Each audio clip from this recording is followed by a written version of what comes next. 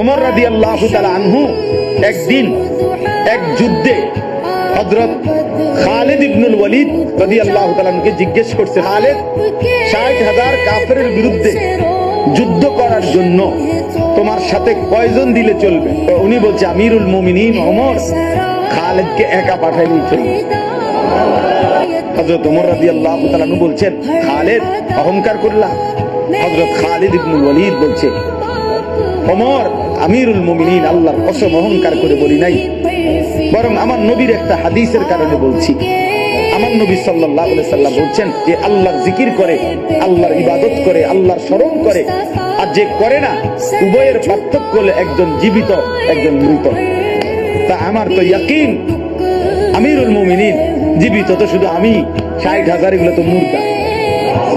তো মরা মানুষ ৬০,০০০ হইলে কি আর ৬০ লাখ হইলে কি, জীবিত তো আমি একাই।